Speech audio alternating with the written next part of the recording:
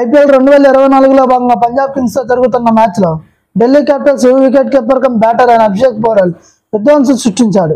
ఆఖరిలో impact player గా బరిలోకి దిగిన అభిషేక్ పంజాబ్ బౌలర్లను ఊచకోత కోశాడు. ముఖ్యంగా పంజాబ్ పేసర్ హర్షల్ పటేల్ కైతే చుక్కలు చూపించాడు.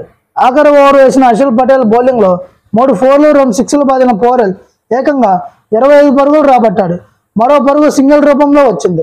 ఓవరాల్ గా 10 బంతులు ఎదుర్కొన్న అభిషేక్ కు 4 4లు 2 6లతో 32 పరుగులు చేశాడు. ఈ క్రమంలో మెరుపు ఇన్నింగ్స్ ఆడిన అభిషేక్ గురించి నెటిజన్లు తెగ వెతికేస్తున్నారు. 21 ఏళ్ల పోరెల్ పశ్చిమ బెంగాల్లోని చందన్ నగరంలో జన్మించాడు. దేశవాళీ క్రికెట్లో బెంగాల్ జట్టుకు అభిషేక్ సారథ్యం వహిస్తున్నాడు. 2022లో బరోడాతో జరిగిన మ్యాచ్తో ఫస్ట్ క్లాస్ మ్యాచ్లోకి అభిషేక్ అడుగుపెట్టాడు. పోరెల్కు బ్యాటింగ్తో పాటు అద్భుతమైన వికెట్ కీపింగ్ స్కిల్స్ కూడా ఉన్నాయి.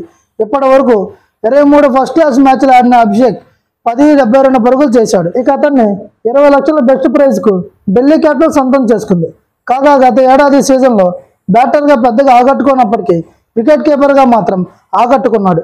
ఐపీఎల్ 2024 సీజన్కు పంత్ అందుబాటులోకి వచ్చినప్పటికీ పోరెల్ను ఢిల్లీ క్యాపిటల్స్ రిటర్న్ చేసుకుంది. ఆ నమ్మకాన్ని పోరెల్ ఇప్పుడు నిలబెట్టుకున్నాడు.